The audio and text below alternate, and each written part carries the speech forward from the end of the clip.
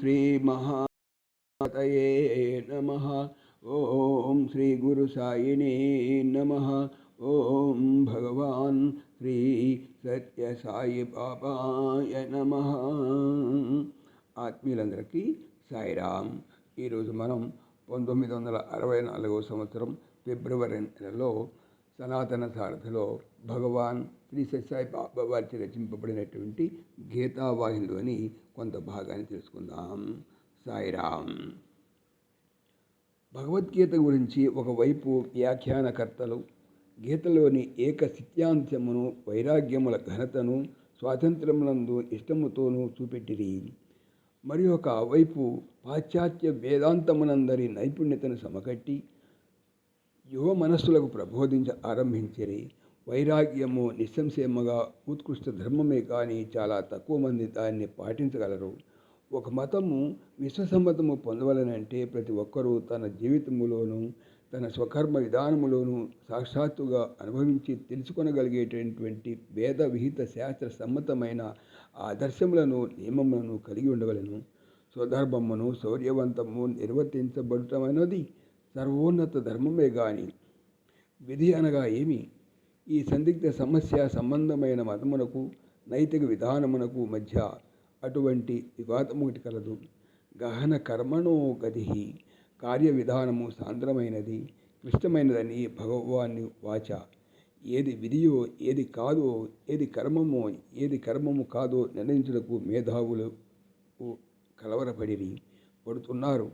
కానీ మీకు ఆచరణయోగ్యమైన మార్గమును గుర్తించుటకు ఎటువంటి కష్టములు లేనటువంటి జ్ఞానమును నేను తెలిపెదనను. ఆ పరమరహస్యము పరమశ్రేష్టమైన పదమిది. మన్మద ఆభవ మద్భక్తో మద్యాజీ మాం నమస్కురు. మామే వైష్యసి సత్యం తే ప్రతిజానే ప్రియోసి మే.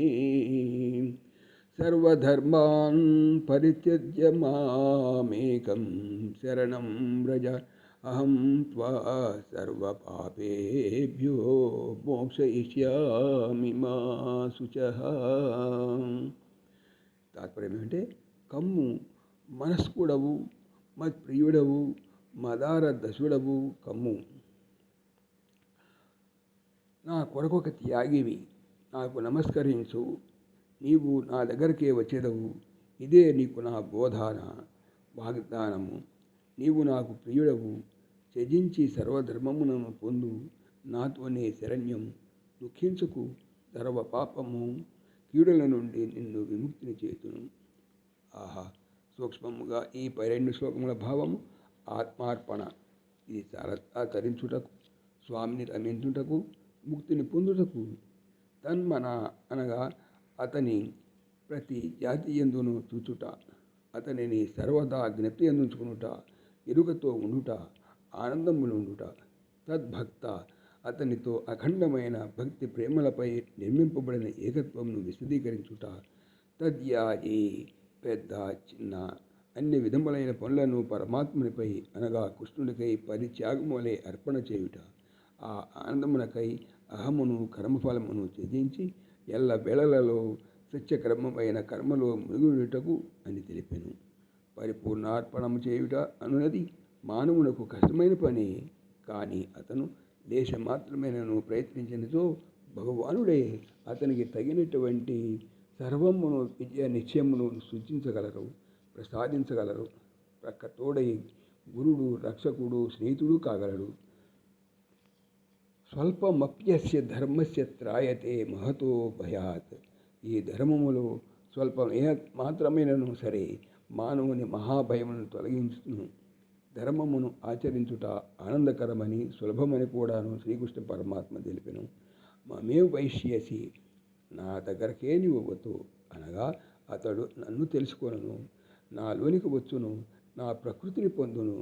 ఈ పదములందు సాదృశ్యము, భగవద్ ప్రకృతి, సాలోక్య భగవానితో నివాసము, సావిత్యము, భగవంతునితో ఐక్యత అనుభవములను వివరించెను. ఈ పవిత్ర గీత దేవునిలో నివసించుటను వివరించెను. జై సాయిరామ్.